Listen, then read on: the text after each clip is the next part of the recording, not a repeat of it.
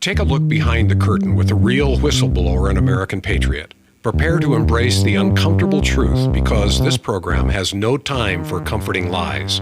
Here is civil liberties enthusiast, Second Amendment defender, and recovering FBI agent Kyle Seraphin.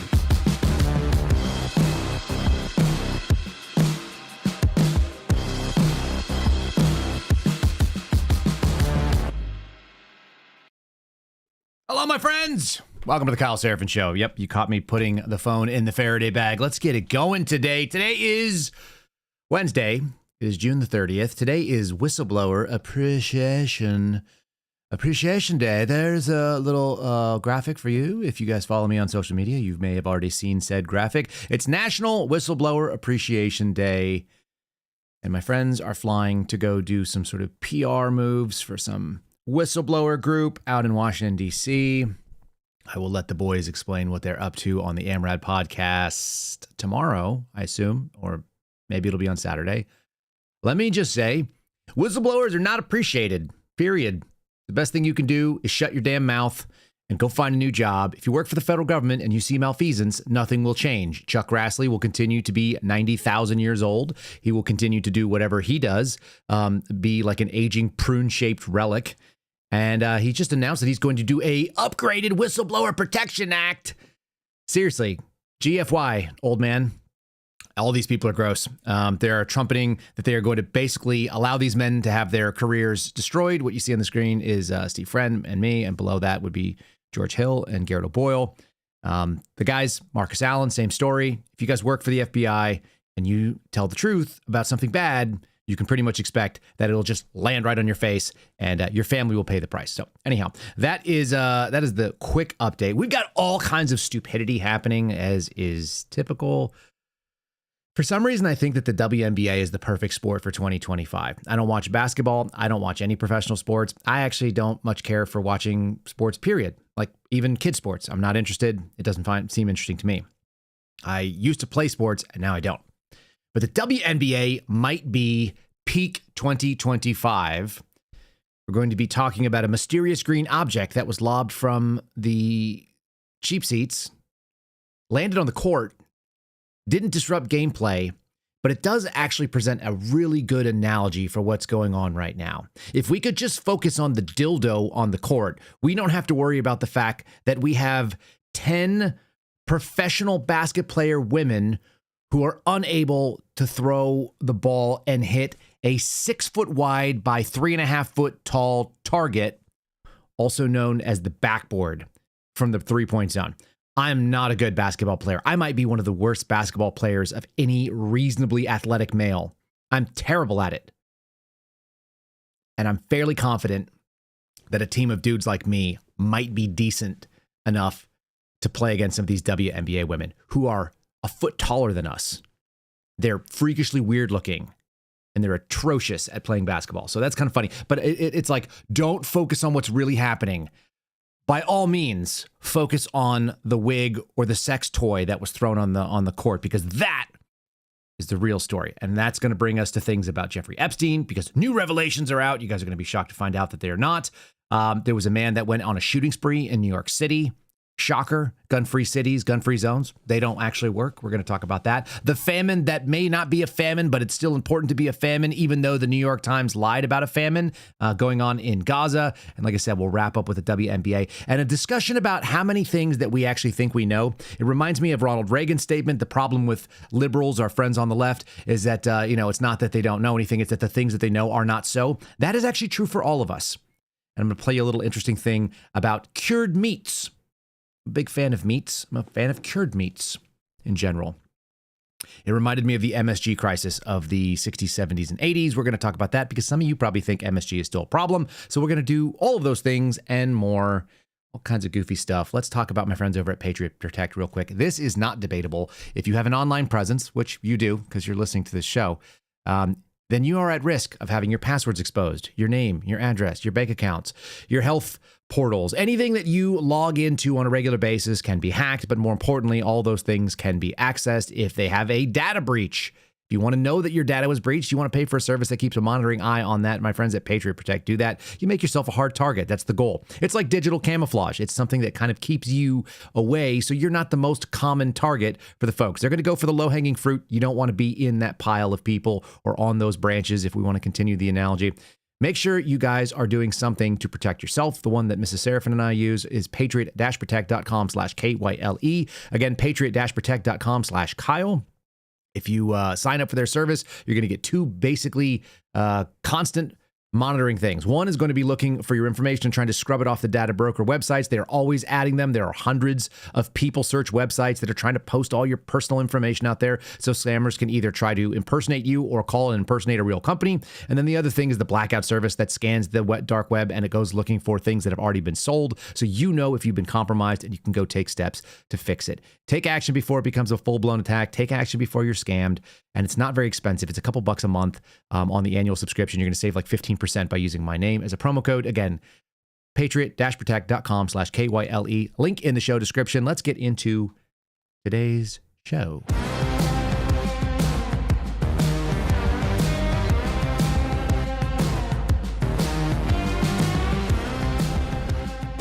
All right. So, the chat, our live chat is already bumping up this morning. So thank you for all of you that show up on YouTube. And so those of you that show up on Rumble, make sure you guys have hit the like button at some point during this video presentation. The question was asked, what in the hell does Kyle Seraphin have to do with OMG, that's the O'Keefe Media Group, versus Project Veritas? Yesterday we were off the air because I sat through about a 7 and change hour deposition, which essentially was a discussion of my mean tweets. No, I'm not kidding. I actually had to read my tweets out loud, and I read things from Wimbly Tumbly 7654 and Choo Choo Baba 5578 and a bunch of other like random internet anons who were out there posting things that I responded to over the last couple years, and they wanted to know the context for my statements. Actually, they didn't want to know the context. They tried to like jam me up with like a single sentence in like a longer thread or response chain. The craziest thing about it is that all the tweets that I've put out are actually really self-explanatory. You can just go and read them. You can read them really easily. They say why I did them. One of them, they were like, why did you write this? Like, why do you feel so emotional about this? I'm like, it says it right here. Like, I pity this person. That's the third paragraph. Pity. It's from pity. It's not emotion. In any case, 7 hours about James O'Keefe and his tweets. We did get a couple of fun zingers in there. I'm not going to lie. I did actually spend 5 minutes discussing the potential for a boxing exposition with Mr. O'Keefe, which is an open offer in the state of Texas. You can engage in mutual combat to settle your grievances as long as no weapons are used. Hands are not considered weapons. Padded gloves are not considered weapons. The attorney actually wanted to jam me up by asking my height and my weight and my reach.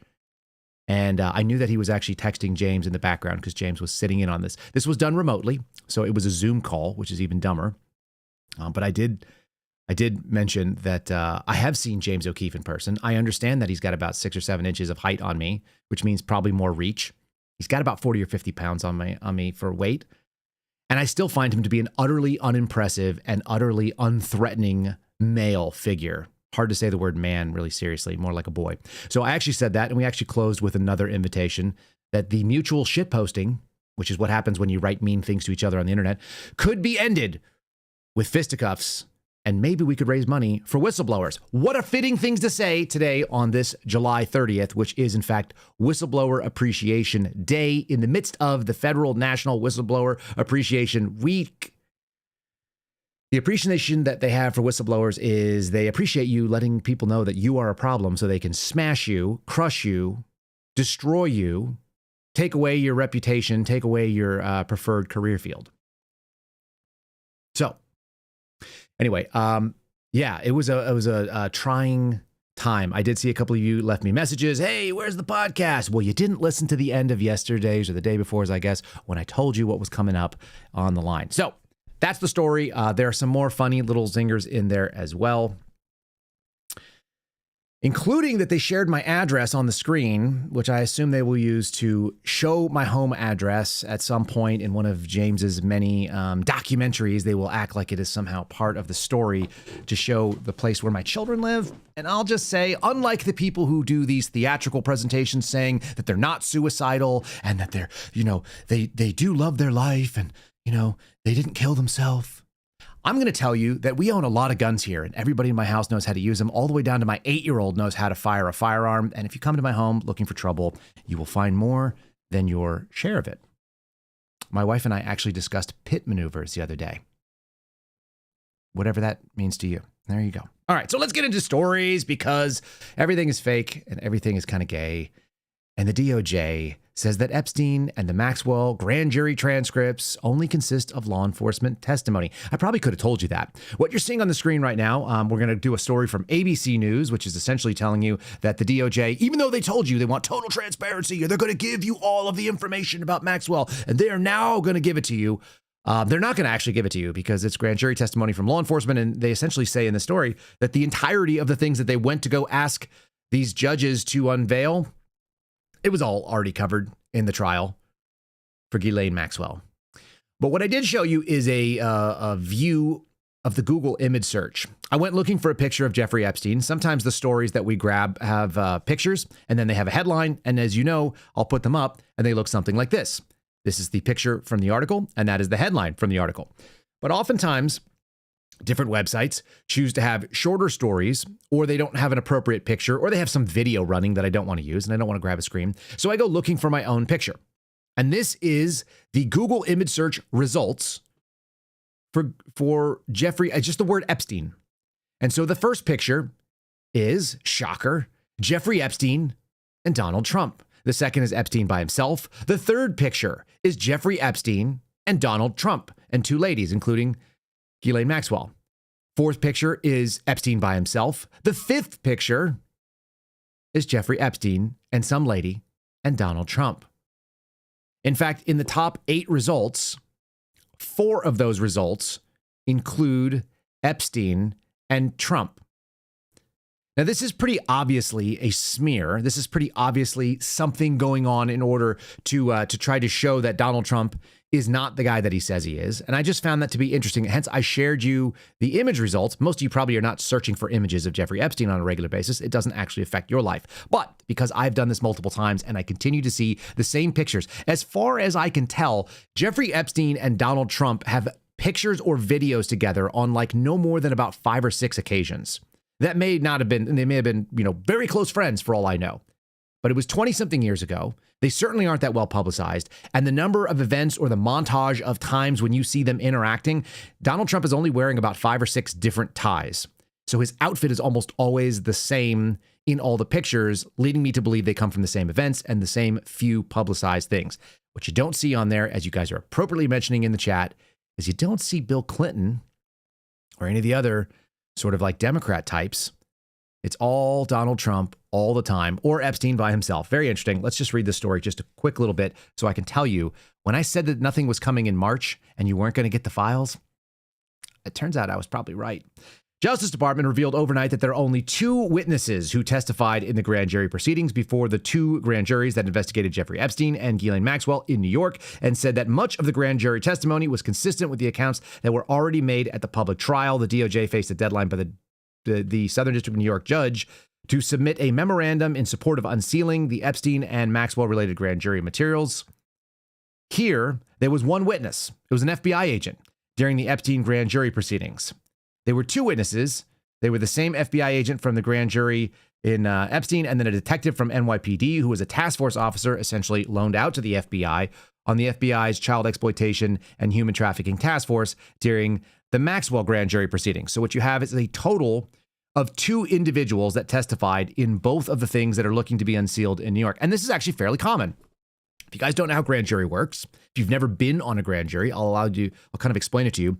My experience is limited, and yet it's very common. You walk into a room, generally in the federal courthouse.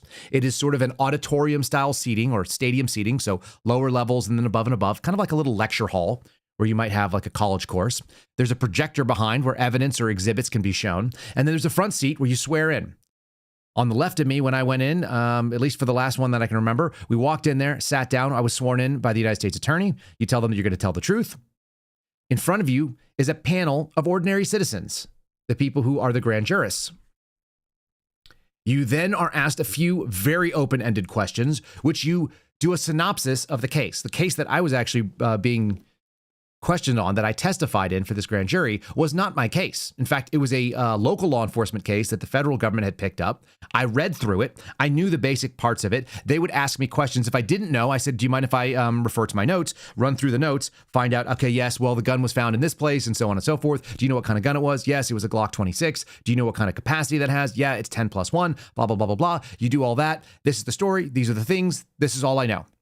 And then they open it up, and maybe the grand jurists will ask you questions. So the people that are in the jury out in the cheap seats will say, can we ask you a question about this? And you say, yes, this is the thing. Oh, I don't know the answer to that, whatever it may be. And then at the end of it, you walk out. And then they have any other sort of exhibits. They have any other video presentations. They have any other witnesses. It doesn't have to be more than one. I think in a couple of the cases, it was just me. I was the only one briefing the case.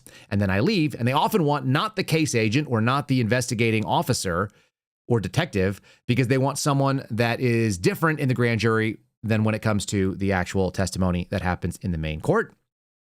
And once all this is done, they vote on whether or not they believe that there is probable cause to believe that a federal crime in a federal grand jury, that a federal crime was committed, probable cause to believe that it was, and that the person that we allege did it was the person that did it. And then they issue either a true bill, which means, yes, there is probable cause, or no bill, which means that there's not probable cause. They almost always issue probable cause. There's a true bill given in 99% of the cases when the federal government brings this. Hence the expression, you can indict a ham sandwich. Indictment's easy. If you do it based on false pretense, if there's lots of exculpatory evidence that will otherwise come out at trial, you're a fool because you're going to get made fun of when you're actually out there. And at the end of the day, the person will be arrested. After that indictment is handed down, they can surrender sometimes. It kind of depends on how that goes. So all of this stuff that you're hearing about transcripts and grand jury, it's sealed for a reason, and almost all of that would come out in trial.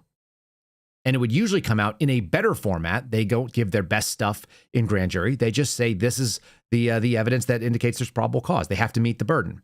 They make a convincing but not the complete case, which is why this was always kind of a red herring for people to sit out there and watch. This was a red laser pointer on the carpet for us to go and attack and get excited about. It was the proverbial green sexual toy thrown out on the court that would distract you from the fact that the females on the court are absolutely horrendous basketball players. You see how this all weaves together? It's the perfect analogy. A green dildo on the court is exactly what we're going to give you the grand jury transcripts is. It's a distraction and somewhat entertaining from the otherwise ridiculous situation that is playing out in front of you. Here's another story. This is CBS covering a different angle of this. Remember, last one was ABC. This is CBS. CNN also has a story. Why is it that the left-leaning sources suddenly are so fascinated with Jeffrey Epstein? Why is it that the Google search results all show Donald Trump? It's all the same. It is an attempt to tie him to something. What we're also finding, though, is most of what we, quote unquote, know about this case, we don't actually know. I pointed out to you guys in a previous podcast that the Jeffrey Epstein belonged to intelligence statements that was made by Alex Acosta is actually hearsay testimony by an unnamed official from the previous Trump administration that was apparently coming out of a vetting process that was being done when they were considering Acosta for a cabinet level position or a sub-cabinet level position, an appointed position.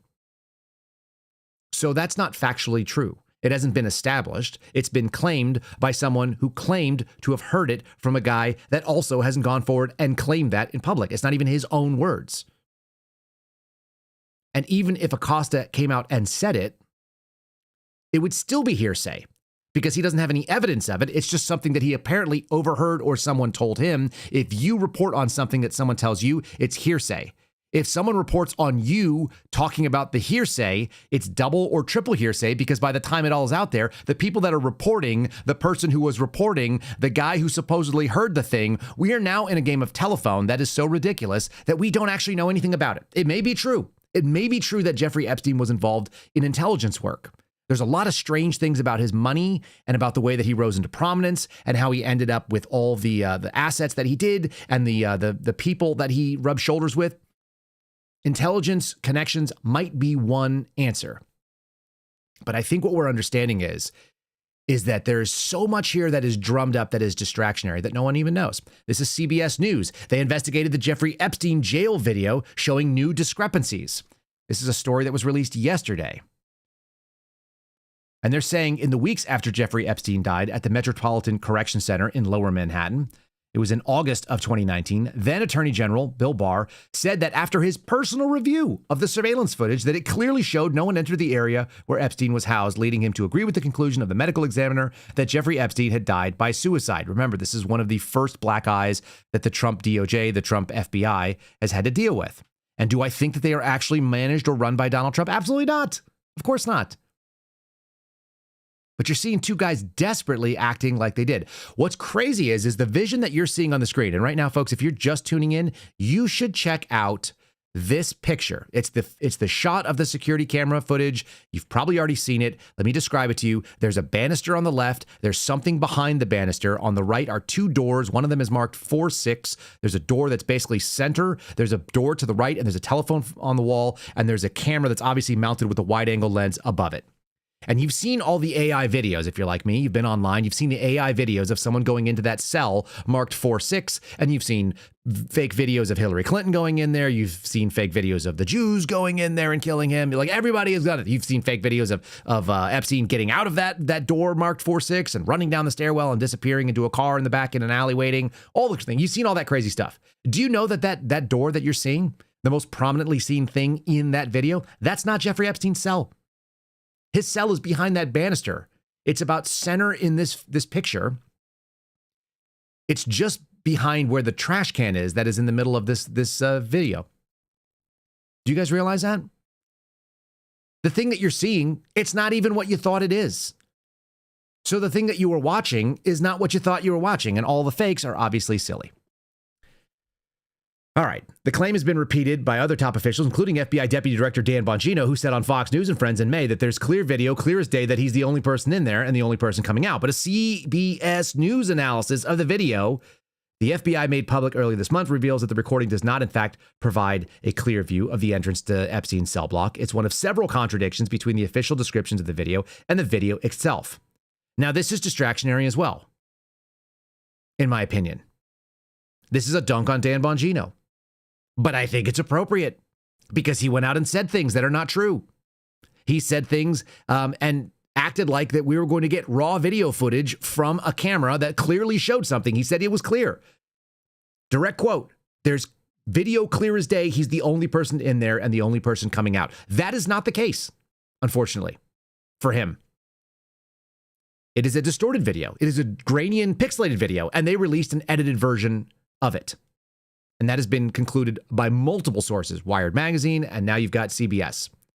So you have to ask yourself, is this incompetence by Dan Bongino? Is this incompetence by William Barr? Do you believe in any way, shape, or form that William Barr performed a personal review of almost 12 hours of video footage? I don't. And I don't think Dan Bongino did either. You know why I know that? Because I get bored watching 1 minute of stupid video footage.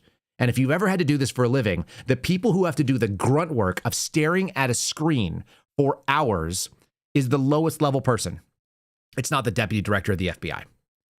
When I was the newest agent on my squad and we were working to assist a bank robbery case, I sat and watched footage of an intersection for hours looking for a vehicle that matched the description of the one that was used in the robbery. It is boring, tiring, and slow-going work. You can't watch it too fast. You can only watch it in roughly real time and slightly faster, but you still have to go through and catch in crappy surveillance footage. Hey, who is that person? Stop, rewind, look, zoom in, enhance as best you can with garbage technology. They got played again. They got played into releasing this stuff. And then another thing got debunked the other day. I was off air, but we're going to talk about it real quickly because I think it's worth knowing. In addition to this self-own that keeps going on, these claims that nobody can actually substantiate, which happens over and over again, you got Donald Trump throwing additional fuel in his own fire. And I don't need this for him, But this is what he did. Donald Trump says Epstein poached young women from Mar-a-Lago. That raises new questions about what he knew. Of course, CNN is going to frame it conspiratorially. What Donald Trump is alleged to have done many years ago is thrown Jeffrey Epstein, a former social acquaintance of some kind. Let's call it acquaintance because I don't know how friendly they were, and neither do you. The story goes is that apparently Epstein made an inappropriate sexual pass at an underage teen who was the daughter of a member of the club Mar-a-Lago that Donald Trump owned. And Donald Trump heard about this, was offended by it or incensed, and decided that this was not appropriate for his club. And so he threw the man out of the club, indicating that he knew Jeffrey Epstein's predilection for young women. That was the claim. That is the ongoing claim until I saw this. Donald Trump seems to have debunked this. And of course, CNN Politics is there to jump on it as fast as possible with a quote unquote analysis piece. I'm going to read you and then I'm going to play you the Donald Trump clip. President Trump wants to move away from his administration's fiasco over the Epstein files, CNN doing everything they can to make sure that it stays there. But he's hampered his own effort by opening his mouth. That's actually not untrue. That is actually an accurate statement. In the most recent instances that has to do with precisely why the two men had a falling out over, decades ago, Trump acknowledged on Tuesday that employees who he said Monday that Epstein had poached from him triggered their breakup were young women who worked in the spa at his Mar-a-Lago club. The answer is yes, they were, he told reporters standing outside of Air Force One. He was flying back from Scotland. The answer doesn't just call into question Trump's honesty about his relationship with Epstein, but also his potential knowledge of the accused sex trafficker's misconduct. He's never been accused of any wrongdoing in connection with Epstein. That's 4.5 paragraphs deep inside of parentheses. They obviously are burying that part of it. The day earlier, the president said they'd fallen out because he stole people that work for me. I'm going to play you the clip of what that is, and let's take a look. People keep writing stories about the time he threw him out of Mar-a-Lago. Can you settle that? What was it about? What caused the breach for him? That's such old history. Very easy to explain, but I don't want to waste your time by explaining it. But for years, I wouldn't talk to Jeffrey Epstein. I wouldn't talk because he did something that was inappropriate. He hired help. And I said, don't ever do that again. He stole people that work for me. I said, don't ever do that again. He did it again. And I threw him out of the place, persona non grata. I threw him out, and that was it. I'm glad I did, if you want to know the truth. So he's glad he did. That's what he did. He tossed him out. He said, you're a bad person. I don't like you. Stop stealing my employees. That sounds like a very Donald Trump thing. And he says it in a very Donald Trump way. He stole my people. So I got to get rid of him. He can't be part of the club because you're a dick. The problem is some of the people that were stolen, quote unquote, Trump's words, not mine, they ended up in really bad shape.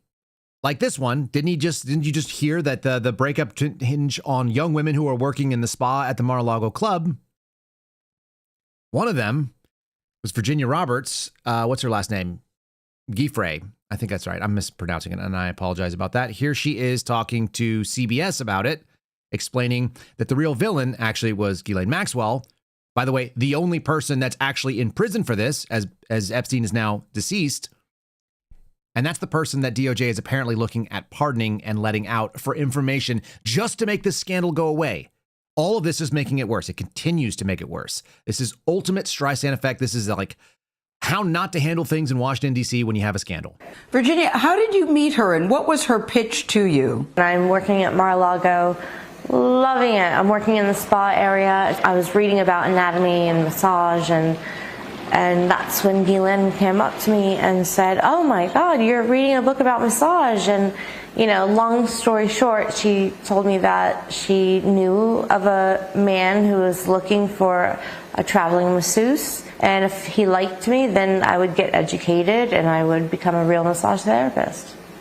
So yeah, I mean, it was a dream of a lifetime until I got there, and the abuse was immediate. It has been reported that they would prey on young girls who were vulnerable. She could smell the vulnerability on the person. I told them a little bit about my past and how I'd been abused. So immediately it was like the Cheshire smile is what I call it. And I asked her, I said, why are you having all these girls come in and sleep with your boyfriend? And she was like, so I don't have to do it all the time, so she made like a joke out of it. Why do you think she did it? She did it to keep Jeffrey happy, for sure. She did it because she loves the control over people. Jeffrey was a sick pedophile, but she was the mastermind. What would justice look like for you when it comes to Ghislaine Maxwell? I would like to see Ghislaine stay in jail forever. I'd like her to apologize for what she's done to me and so many others. Of course, that young woman took her own life. Some of you in the chat are saying she didn't. I don't know enough information to say that. Neither do you. But what we do know is the mainstream media is going to now fixate on it. And the Trump administration, for whatever reason, has decided to chase down the specter of Jeffrey Epstein rather than owning it and saying, hey, we were wrong for years. We played up something that we couldn't actually substantiate. We had people that were not in positions of trust. We had guys that are now currently working in the FBI, in the FBI director of Kash Patel and Dan Bongino, and they were talking straight out of their asses. They did not actually know the things they said. All their claims about special sources and all this information and the black whale and all the stuff about intelligence, we made that all up. What if they said that? What if they just owned it? There's only one way to do this. And you can see, I think, if we do just a little bit of analysis of body language, that the amount of discomfort of the Fox News interviews from those two guys when they came out and they looked like they were sitting on a set of tacks, or maybe they had like a ridiculous case of brutal diarrhea and they didn't want to crap themselves on live television. That's kind of what that face looks like. Those of you who have GI intestinal problems know what I'm saying. Like when you're just using everything you got to hold it back. Yeah, he killed himself. It's not because they were lying about the killing himself part. It doesn't have to be a lie about any of this. It has to be the lie about knowing that at some point you are going to be objectively humbled in front of your audience for making up nonsense. That you said things that you have now seen evidence shows that you were wrong.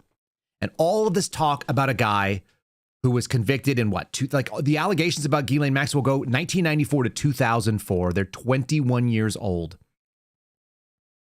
And the claim was that there's this like ongoing intel ring and all this other crazy stuff. And maybe that was true. Again, there's a spectrum of possibilities. We have not been presented with the evidence, but the more I watch them fumble and flail and act like complete fools, like the worst PR spin on earth, it leans me over to this right side of the spectrum. I said this on Timcast. I've said it here before as well. Let me just say it. The left side is that there is an elite ring of highly funded, incredibly well-connected politically intelligence folks who have been blackmailed into sexual abuse of children. And they get away with it because it benefits the world order of some kind.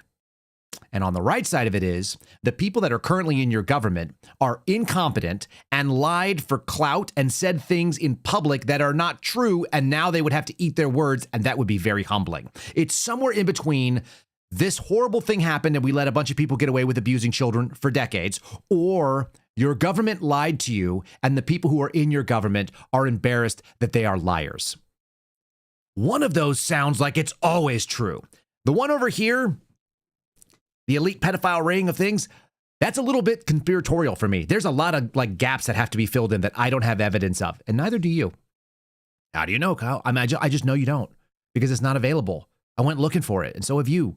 Once you read the story, you go like, some of this stuff may be true. There may be elements of it that are true. There may be people that are compromised. Whether or not there's evidence available is another story. Whether or not the FBI destroyed it or buried it or somebody came in and said, hey, this person is covered, I don't know. And neither do you, which is why a transparency exercise is very incredible and important and not getting done, which just shows you for the people that are supposed to be smart about PR, including Donald Trump himself, why would you go out and start and still talk about this dumb stuff? He said, it's a very long story. It's from a long time ago. I won't bore you with it, but here's the story anyway. It's the worst way to deal with this stuff. It's dumb. And it's a self-injury. It's like they continue to step on rake after rake after rake and self-inflict it. All right.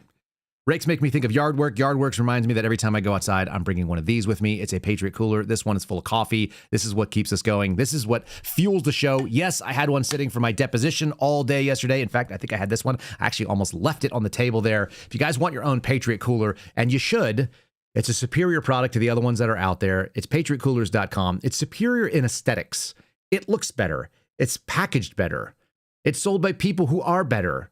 It's not coming from the Yeti folks who have now sold out to the Chinese. It's not sold from the Stanley people who are doing the same thing and using lead-based paints and possibly killing you. Whatever. PatriotCoolers.com, the promo code Kyle, K-Y-L-E. It'll save you 10%. It's our standard discount. You don't have to be a military veteran to get it. That's what they give military vets as well. We appreciate you for being a listener. We appreciate them for sponsoring us. It's PatriotCoolers.com. There's a link in the show description if you want to go to the Kyle Seraphin Show collection and get something like this, where you'll have one of our logos, like the Betsy Ross flag that's upside down, the Suspendables logos. If you want the badge, if you want one of the rifle pictures that Garrett has for the Last Line Substack, you can get them all at the link in the show description. Otherwise, just go straight in and type PatriotCoolers.com/Kyle. I literally use their products every single day. I don't use the word literally all the time, but we actually keep it in the back of the truck and the back of the minivan at all times. When you live in a place that's 105 degrees when you go drive down the road, it's helpful to be able to keep your frozen stuff frozen or your cold stuff cold so your milk doesn't spoil on the way home from HEB. Check them out. Again, PatriotCoolers.com, promo code KYLE, and we appreciate them being an ongoing sponsor. Let's talk about other things that are, I think, distractionary. Also, just more media discrediting. Again, you can be right about what's going on and that the Epstein scandal is a scandal and it is a PR nightmare, but you can also be disingenuous by showing things like, again, Google image search result being ridiculous. And then you have things like this lady whose name is Erin Burnett, I believe, over on CNN. There's a couple different stories that we have. This one is an NBC article, but I have a CNN picture because I want to play a little clip from their coverage of this early on. The number one rule in the news game used to be don't say things you don't know to be true. If you do, you have to say things like allegedly or reports or maybe source it. But the idea of journalistic rigor, it was actually a question that was brought up yesterday in my deposition. Journalistic rigor. It's not required on social media. It should actually be the standard if you run a news station called CNN and you claim to be the most trusted name in news. This is a story from NBC saying what we know about the victims of the NYC office building shooting. I've got an unpopular take for you on this, guys. 4 people, including an off-duty NYPD cop, were killed on Monday in a shooting that took place in a Manhattan high-rise corporate building. You guys probably heard about this already. The man walked in with what looked like a Palmetto State Armory inexpensive piecemeal built rifle. It sounds like the lower was actually handed to him by his supervisor, and I think he worked at a casino, if memory serves. I'm going to try to get that out of the story here, but I'm going from memory on a little bit of it. The individual is a former football player, at least in high school, and maybe in a Canadian league. We'll read a little bit more about him. A 27-year-old man from Nevada who drove from Vegas all the way to New York, carried with him a piecemeal built, inexpensive budget rifle, bad guy on a budget type thing, with like a Chinesium optic on there. It looked like it was like either a UTG or a Leaper's, scope optic, probably like a fixed power 4X. Not useful for what he was using it for. A Chinesium garbage flashlight. You can see all that stuff in the pictures. And apparently he actually had a pistol permit, which means he would have passed a background check whether or not someone gave him the lower. All I'm telling you is this man was a person who probably could have legally possessed it. But the incredible piece is they immediately assumed that this person that you're seeing on the screen, who's wearing sunglasses, wearing a, business suit jacket, has what looks like kind of afro-y hair and a mustache, is probably white. Why would they say that? Who knows? Why does CNN do anything? But this is what they say. Among them that they did get, they do know what he looks like. Sunglasses, mustache, male, possibly white. And among them that they did get, they do know what he looks like. Sunglasses, mustache, male, possibly white.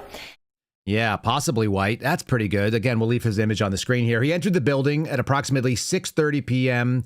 in the lobby of 345 Park Avenue in Midtown Manhattan. Authorities said the security video shows a suspect who they've identified as Shane Devon Tamura is getting out of a double-parked car carrying what police described as an AR-15 style assault rifle.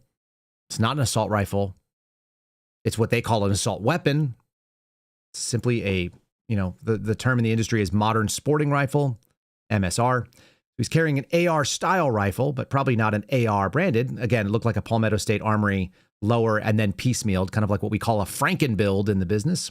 He entered the building and immediately opened fire on an NYPD officer, the New York Police Commissioner Jessica Tisch said. And then he shot a woman who was taking cover behind a pillar. He fired at others before taking an elevator to the 33rd floor where he shot and killed another person. And then the 27-year-old who drove across the country from Nevada killed himself with a shot to the chest with his own rifle, which is an awful way to go, it seems like.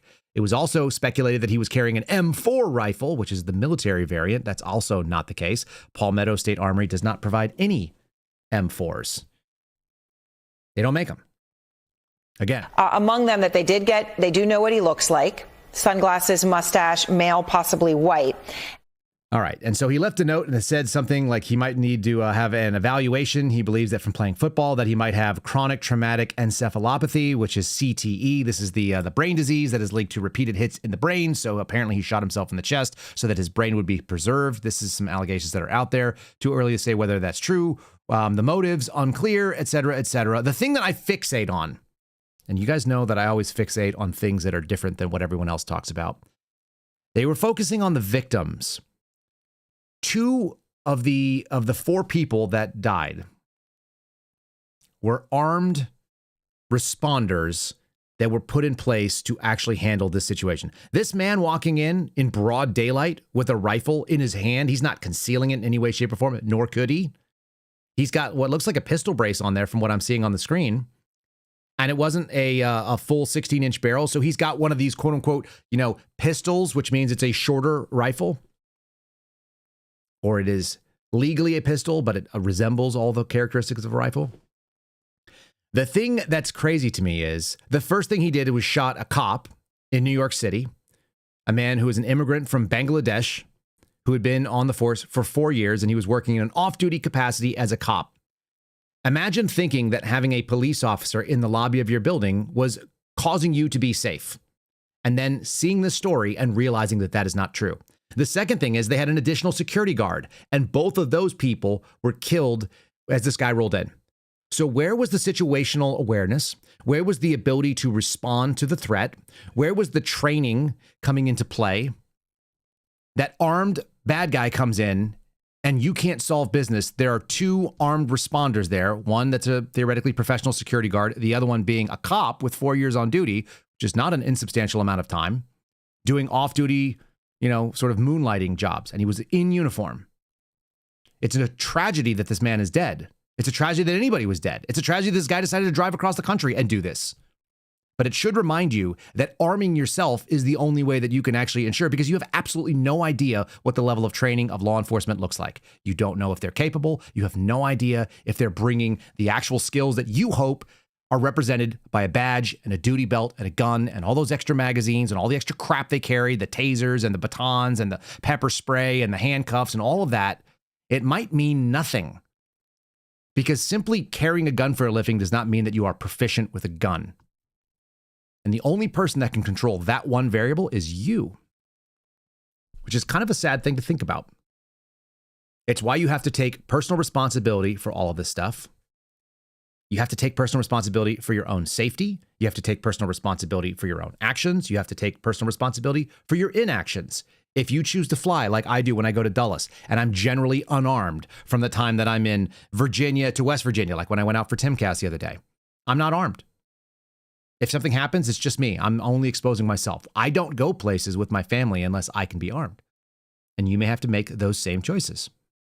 There's a lot of bad people out there in the world, and they're willing to do bad things to you, and they don't care what the consequences are. If you are already suicidal and you've decided to take other people with you, this is actually why law enforcement trains this scenario. The murder-suicide scenario is something that they train you for. If a person holds a gun to their own head, it means that they don't care whether they live or die, and that means anyone around them is also a possible victim, to include you. A suicidal person is looked at as a deadly force scenario. It's a really weird thing to do. If you've never done a training scenario where you walk in with a role-playing actor who's got a gun to their own head, it's difficult to assess that your job is, and you're trained and you're lectured, and then you have to go exhibit it, that you're supposed to draw your weapon and take that person down. Because the alternative is maybe they take 4 people with them and then kill themselves for reasons you don't understand or know. And a gun from here to there can be done in an instant. If somebody already has their weapon out, action beats reaction. So for all of you out there that are training and preparing and think that you have something, if you have not already fired the first round in your defensive carry position, if you haven't already fired the first round in the gun that you carried every single day, mentally, it's not already done, then you're behind the curve. That decision has to be made before you carry it, before you step outside your house. That's why cops end up not shooting people that should have been shot. The man who owns the gun store down the street from me, Mike, you've seen him on the Shield Arms. Actually, we'll talk about him in a second. I'll throw him on the screen. Mike's a super good guy. He's a professional. He works in security now. He owns a gun store. He's a military veteran. I 100% like what he's about. He told me a story the other day about being mugged in the city in Austin, how a guy held a knife to him and said, "Give me your shit." And he said he immediately drew his weapon and said, "No, give me yours." I like Mike as a person. He's a super good guy. I said, why is that man still alive? Now, he made a calculated decision that his size, that his training, that his ability set was going to be able to overcome somebody with a knife, and that guy didn't demonstrate the ability to actually go and use that knife. That's a bold claim. He also assessed that he was in the city limits of Austin in Travis County, and that's a really good way for you to go to jail for life, for defending yourself if you live in a liberal city, if you live in a leftist city. If you live in a place where they let criminals go and they go after law-abiding gun owners and people who own businesses, God forbid it be a gun business. So there's that. Your training needs to match what you think the world's going to look like. And your mental state, we used to say when you did close quarter battle, as you walked into rooms, as you went and cleared structures, you should imagine that there's a person behind every single turn and that you should expect what you're going to do to that person. And you should be surprised that there's no one there. But more often than not, we're surprised that these things happen. We're surprised that this guy pops up and he walks into your place of duty when your job is security. We're surprised that someone finally came through that door and it was your day to respond. We got to talk about that as a real problem. And the fact that if somebody pulls a gun on you or a knife on you, that should be the end of that person. There should only be one story being told, yours, the survivor. So if you haven't already fired that round, I took that from Steve Friend, by the way. My buddy Steve Friend, here he is. Where's Steve Friend? There he is, the whistleblower, national appreciation out in D.C. right now. If you have not already fired that round, you are well behind the power curve. Your decision-making process is going to take a lot longer. The first round is already fired. It's just waiting for its target.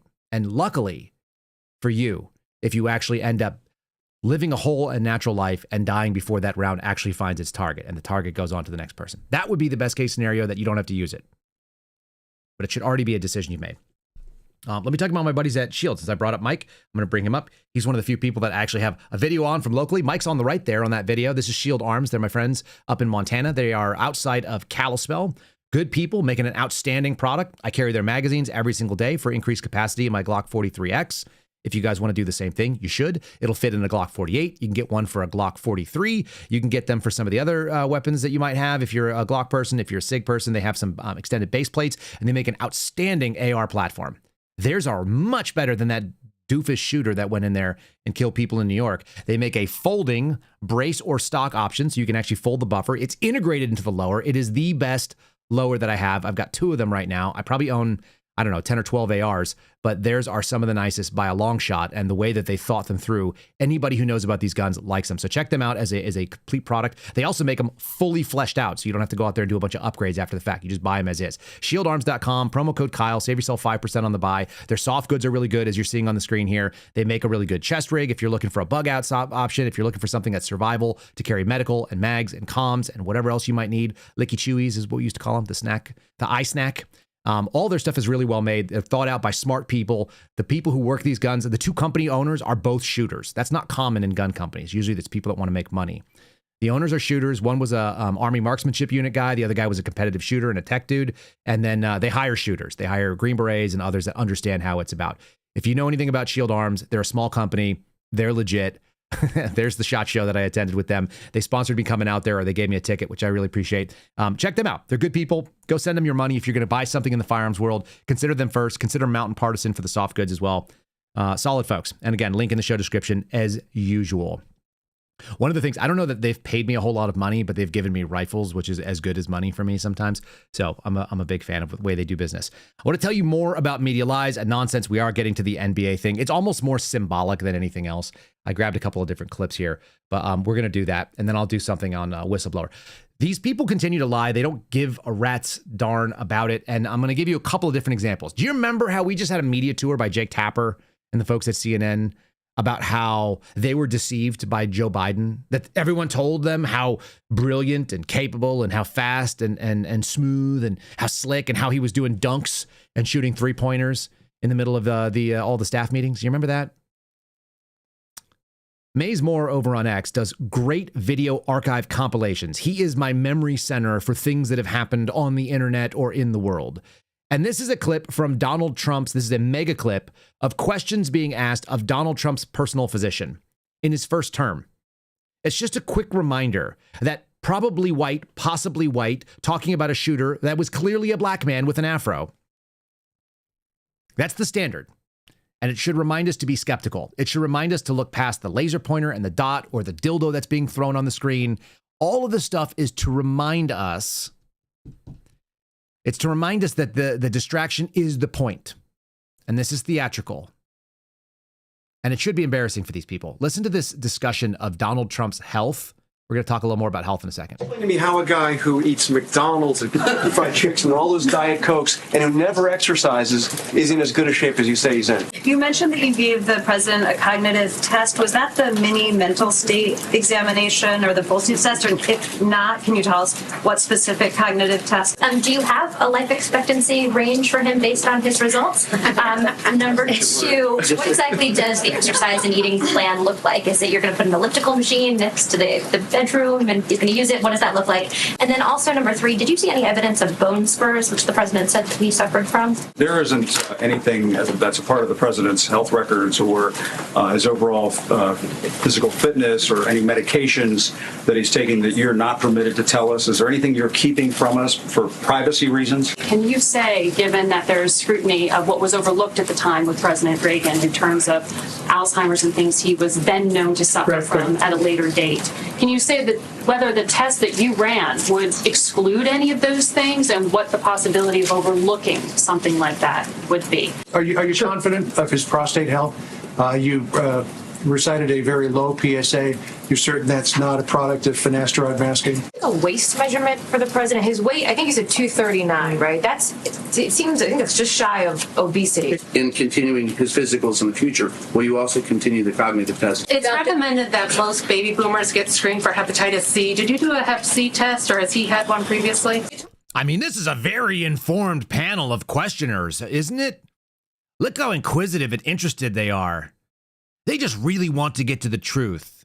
Or maybe they really want to give you the Google image results that Trump was associated with Epstein, and every single stupid question they have is all about everything you can imagine. Did he get his hep C shots? Did you screen him for hep C? Did you do a prostate check for a man? You know, he's kind of old. Did you get a waist measurement? Can you tell us if any of the drugs he's on might be masking the effects of some of the other things that we're worried about? The dude is still walking. Do you know who's not walking? Joe Biden. He's in a freaking Roomba. He's on a Roomba like a cat wearing a shark costume, just driving around in a room. Nobody has heard from the guy because he probably wasn't even mentally there during his presidency. That should be truly troubling and problematic for people. Shouldn't folks be worried about that? This story is a retraction. You remember I told you the other day about the Gaza scenario, and we don't have the data to be able to actually go out and to establish what's happening there. We don't have good sources of information, so my assumption is that it's full of lies. You should assume that too. The New York Times posted that picture that you're seeing on the screen. It looks like a medieval painting. It's a woman wearing whatever the headdress is that people in Gaza wear, and a child who looks malnourished and all kinds of like not normal. I used to be a paramedic. They would teach you in emergency pediatric care that when you walk through the doorway, you should be looking for the pediatric triangle. This is the assessment. It's like work of breathing, general appearance. It kind of escapes me. The real question is sick or not sick. They teach you this in the actual training. I kid you not. You walk in the door, you look at the child, and you say sick or not sick. That child is sick. But there's a very serious question about whether that is chronic or whether that is acute. That does not look like acute malnourishment. There looks like there's a chronic problem there. And shockingly, the New York Post has had to admit that, sorry, not New York Post, the New York Times has had to admit that this picture was staged and it is complete bullshit. And they knew it was. They knew it when they went and they talked to this person, this woman, and took the picture. Let me read this to you. The children in Gaza, sorry, I just have this like the Black Skies thing that we've played the video. The children in Gaza are malnourished and starving, as New York Times reporters and others have documented. We recently ran a story about Gaza's most vulnerable civilians, including Mohammed Zarika al-Matawa, who is 18 months old and suffers from severe malnutrition. We have since, this is journalistic rigor, I suppose, learned new information. including from the hospital that treated him and his medical records that have updated our story to add context to his pre-existing condition and health problems. This additional detail gives readers a greater understanding of his situation. Our reporters and photographers continue to report from Gaza bravely, sensitively, and at personal risk so that the readers can see firsthand the consequences of the war. Also known as propaganda. That's what propaganda looks like. It's when you go out there and you create a sensitive visual that has nothing to do with the reality on the ground. Sensitively, bravely, at great personal risk, they're all going to be awarded Bronze Stars for their service. It's gnarly. This is the New York Times. And by the way, they printed that retraction notice. They printed that sort of updated story that they were lying on their New York Times communications social media handle. It has 55,000 followers. The regular New York Times has like 55 million followers. They found something that had like 1/1000th of their normal interview size or their normal audience size, and they gave it in the smallest way. Exactly the thing that I've talked about with my father here. The danger of doing bad retractions. We talked about this with Steve Baker. Honorable journalists will say, I got this story wrong. We are going to lead with our retraction or our update notice. That's how you do it. Or you do what these guys always do, which is that they say false things, inflammatory things. The purpose is the headline. And then that headline, the retraction ends up on page 8, as far back as possible. All right. This is where we're at. It continues to go on. I got a couple of like interesting sort of like palate cleanse ideas that I want to share with you guys. Let me see what else is on my little, I have a whole list of interesting clips that I wanted to play, and I don't know how many of them are. All right, let's start. Let's do the dildo story. Can we do the dildo story? Let's do the dildo story. Here it is. There's an actual written story about it. Outkick was the only one I could see writing about it. The WNBA's absurdities reached peak after player's wig fallen off caused a game stoppage. That was on July the 29th. And then I guess last night they said, hold my beer. We're going to do something dumber. Someone's going to throw a dildo and someone's going to throw an air ball and miss by several feet a 6 foot wide by 3.5 foot tall target. Again, I'm not a good basketball player. I can hit the backboard.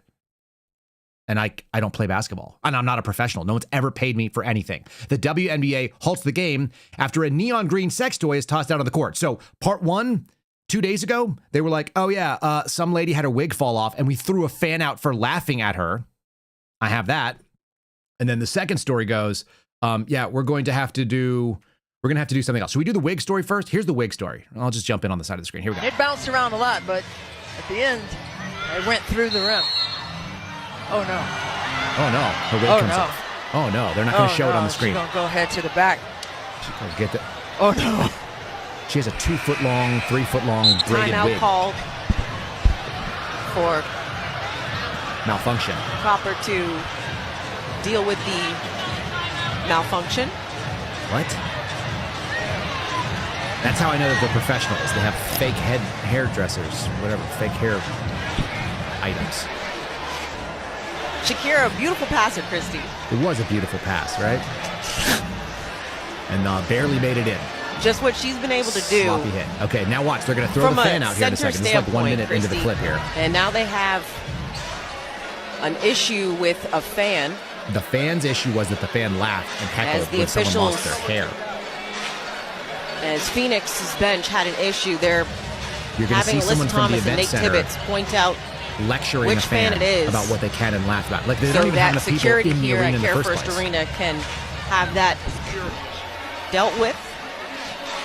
They got to deal with somebody who's not being polite to the performers who are ladies.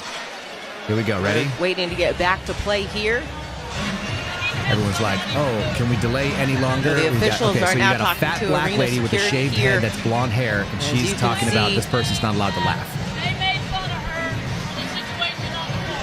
They made fun of her, so she got to go. We got to kick her out. We're all here to save this person's feelings. Okay, so that's peak absurdity. That is 2025. That's how silly and stupid we are. Kyle Serafin's take on the WNBA. And then they were like, wait, could we do something dumber? We just stopped the game and threw somebody out over a wig. What if someone hurled a sex toy onto it? Can we do that? We're not going to call it what it is. And the thing that occurred to me is that dildos are so ubiquitous in our society and sex toys are so obviously available to people. And it's so common and so normal to have that discussion that I could say it here, that they're a little bit worried about saying it on broadcast television. But like someone walked in, like bought it shamelessly, probably had it shipped them on Amazon, brought it into a WNBA game and hurled it onto the court. While this lady has the most tremendous air ball, incredible air ball. Here we go. Hayes gets blocked by Maya Caldwell. Something flies on the court, actually, from the crowd. The officials will say they will continue play as that goes off the fingertips of the Valkyries. And you can see the object, the block right there, and the object comes, that green thing bounces, and it goes to the sideline. We're not exactly we're not sure where it came from. No room for any of that type of activity. Yeah, and no one's picked the object up yet. You guys, oh my gosh, okay. She said, oh my gosh, okay, there's no room for anything like this. In a basketball court full of lesbians, like there's no room for a silicon penis-shaped object. You know what occurred to me? I swear to God, this is my first thought when I saw this morning. We used to not be able to say the word dildo. Because actually, it was kind of a shameful thing. It was really private. People didn't have them, and it wasn't common to think about it. You wouldn't throw them at a WNBA game because there was no WNBA, because thank God we didn't actually have women's basketball back then that people paid for. I'm fairly confident, as a non-basketball player, that you could take a Division I college fraternity intramural team, okay? That's going to be guys that couldn't play D1, that still like to drink beer and play sports with their friends. You could get them together, a college fraternity intramural team from a Division I school, and they would smoke these ladies. That's my guess. That woman, as again, the craziest part of that whole clip was she missed the backboard by 4 or 5 feet. A 6-foot wide target. Yes, it's 72 inches wide for a WNBA backboard. She missed it by several feet. So from whatever the 3-point line is, someone put it in the chat, how far away the 3-point line is. She missed a 6-foot target, and she was like only within like a 10-foot range. It reminded me of this. We used to not be able to say this word. This is one of my favorite movies. I'm kind of in this mood right now. Some of you are as well. You're not supposed to talk about this, but I think we're kind of there. Like, this movie might have, like, it's a post-apocalyptic view of the world, kind of, but how many people feel this way?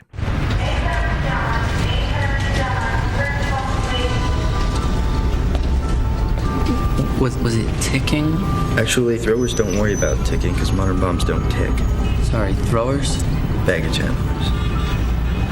But when a suitcase vibrates, then the throwers gotta call the police. My suitcase was vibrating? 9 times out of 10, it's an electric razor, but every once in a while, it's a dildo. Of course, it's company policy never to imply ownership in the event of a dildo. We have to use the indefinite article, a dildo, never your dildo. But I don't own. Do you guys remember Fight Club? That's what I thought of. There was a time when somebody would like look around, make sure nobody saw you, and then they would say, dildo. And then someone just ordered one off Amazon and hurled it at these ladies that are playing a game that is completely bizarre, that nobody understands why they're there or why anyone would care. There's a great video of them going out after a playoff game and trying to get into a club, I think in Los Angeles, but maybe you guys will correct me. And they're like, we were just in the playoffs. And people are like, dude, nobody cares. You have bad hair and you're obnoxious and we don't know you because you play for the WNBA, which has exactly not enough people. You can't throw people out for making fun of a wig, and you certainly can't throw people out for throwing a dildo. You should just embrace it, because that's the best you're going to get for fans. The WNBA clip reminds me of this. This is the WNBA of law enforcement. I'm going to end with this. It is the sport we deserve in 2025. As a guy who doesn't watch sports, I'm telling you, I think you all should be watching WNBA. This is law enforcement in 2025. This is the WNBA version of law enforcement. This was after a viral incident of people at a jazz festival, I believe in Cincinnati, where a bunch of people were beating the crap out of older people. The beating people were black people. The people being beaten were older white people. They got the crap beat out of them. They were kicked on the street. I have absolutely no idea how much damage was done, but it looked atrocious. And then you have this fat, dumpy, goofy police chief saying that the problem was that you shared the video on social media and you've created a new narrative. She is also a wig-losing, dildo-avoiding WNBA player for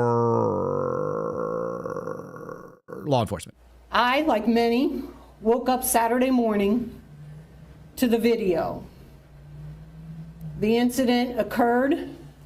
We got our first call at 3:06 a.m. First officers were on the scene at 3:12 a.m.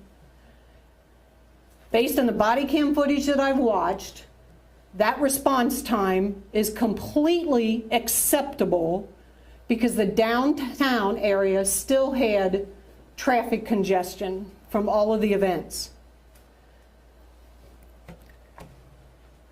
Upon arrival, the fight was over with. The fight was over with when the officers arrived. And the majority of the participants were gone. The officers did exactly what they are trained to do. They gathered information from the victims that were still at the scene to complete an offense report.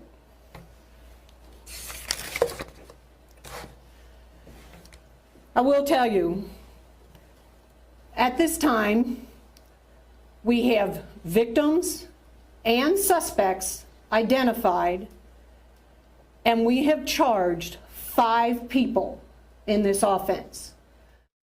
Now, she earlier described the suspects as participants, which I very much like. And she has a description of the black guys that were involved in beating the crap out of these old people that were at a jazz festival. Among them that they did get, they do know what he looks like. Sunglasses, mustache, male, possibly white.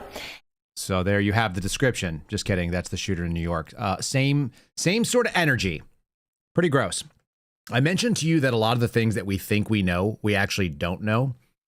And the thing that I continue to remember is the discussion of MSG. You guys remember? What is it? Monosodium glutamate?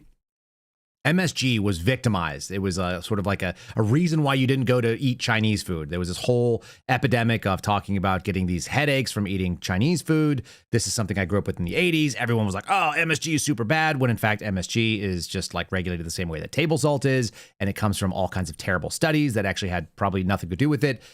There's a ton of information that we believe is true that is actually not true. The other one I just realized, and I was watching this and I did a quick search.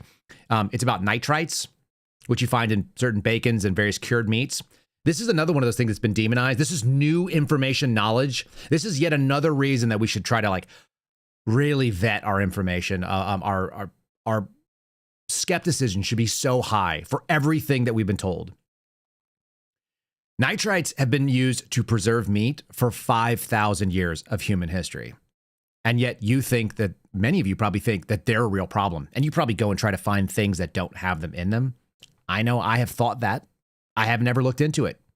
It's time to question all the stuff. Listen to this little clip here. Like I said, I validated at least this as close as I can. And the odds are, if someone has been telling me this and it's fairly novel and it's been used for 5,000 years, yeah, they're probably full of it. Cured meats specifically refers to a curing agent. That curing agent is sodium nitrite. So it prevents bacterial spoilage. It'll kill Clostridium, it'll kill Salmonella, it'll kill most foodborne bacterial pathogens. And it preserves the shelf life of that product. Because a lot of people try and avoid sodium nitrate when they see it on cured meats. Well, no, because I think that they're misinformed. And we published a study in 2009 showing that if you take, on the label, it'll say no nitrite added bacon or nitrate-free lunch meat. So we took that and we analyzed it in the lab, and then we took the standard nitrite cured, same products, and we analyzed it for residual nitrite and found that the no nitrite added meats had about 5 times more nitrite than the meat products that nitrite was added directly to it. So it's a marketing ploy. It's a poor product. Because here's what they're doing. They would take cultured celery extract, which is a source of nitrate, and put it on the meat, and then they would add a starter culture of a nitrate-reducing bacteria. In the meat industry, they use Staph carnosus. And these bacteria would produce nitrite from the nitrate from the celery. But the point is, you shouldn't avoid nitrite-cured meats. They're completely safe. there's no incidence, increased risk of GI cancers. I mean, that myth was dispelled years ago. Cured meats. Isn't that interesting? Because a lot of the stuff that we think we know, or the things that have been presented to us, they're always adding to this narrative. Again, my general instinct is that you should be skeptical of all the stuff, especially the things that you think you know, but you don't know why you know it. Did you read a study? Did someone just tell you this? It's something you just come to realize over time. We just accept so many things out there. Anyway, on faith, that bothers me. It bothers me because I just don't believe it.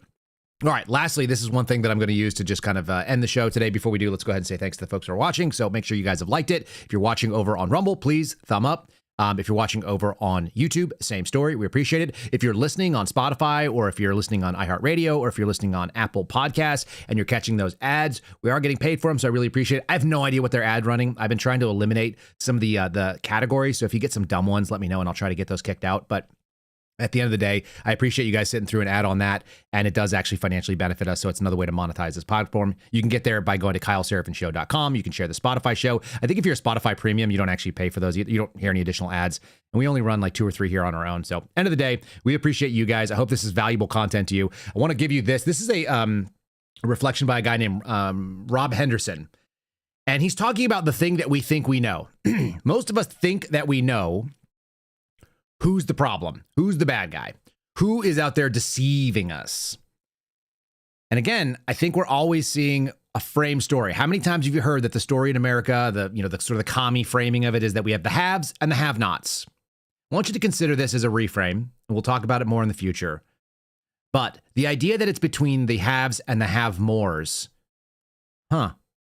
that sounds actually very true. I want you to sit through this little thing. This is kind of our palate cleanse. I want you to go off thinking today, and I appreciate you joining the program. Too many people mistakenly think that battles in society are waged between the haves and the have-nots, but what's really happening is that the haves want to seize money and resources and status from the have-mores, and to do this, they disguise this malicious desire as concern for the have-nots.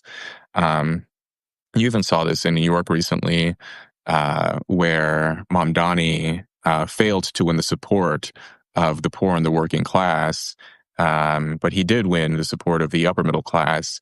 And then when you go sort of to the very tippy top of the income scale, then it starts to flip again. And then the wealthiest New Yorkers were the most likely to support Cuomo. So really a lot of the battles that you see, the support for socialism, these are people who are doing well in their lives, but are angry that they're not quite at the top. It's, the real battle is like the 9% versus the 1%. And the 9% versus the 1% sounds like a battle that doesn't involve most of the people in the world. And I bet you anything that this guy, he's talking about some of the books that he's reading that sort of substantiate that point. That all sounds really true, but you always hear about haves and have-nots because it's better to frame the argument the way you want it. Then you don't have to have the argument that's actually being had. That seems like the case for all of the news stories that I just went over today. Everything from Epstein to the shooting in New York to the famine that supposedly is happening in Gaza, which may or may not be happening, which is being reported as it may not be a famine that's declared, but it's actually really a problem for people. All of this is about framing. If I can get you to believe the thing that I say in the headline, then I don't have to worry about what's really happening below. So continue to be a skeptic, continue to question. These sources for everything we put out there will always be over on KyleSerafin.com. They are in the show description. They are in the comments of the shows. After every show, I put them on there. So if you ever want to find what is it that you're reading and coming up with, I will list them over there. And I think we're going to throw that 4-minute video of people asking about Trump's health over on there as well today. So check out KyleSerafin.com if you guys want to go to see our locals channel. Join us over there, financially support, or just be a free member. Either one is good. We appreciate you being part of that community. God bless all of you guys. Honestly, have a great day. You want something stupid just so we laugh because we need this? How's Cory Booker getting played out by Donald Trump's sad recorder? There's too much on the line right now in America. As people's due process rights and freedom of the speech rights and secret police are running around this country, picking people up off the streets who have a legal right to be here. There's too much going on in this country. When are we going to stand together for principles that I just heard that were agreed with? When are we? Thanks for listening to The Kyle Serafin Show, streamed live weekdays on rumble.com/Kyle Serafin. Follow Kyle on Twitter, Truth Social, and Instagram @Kyle Serafin.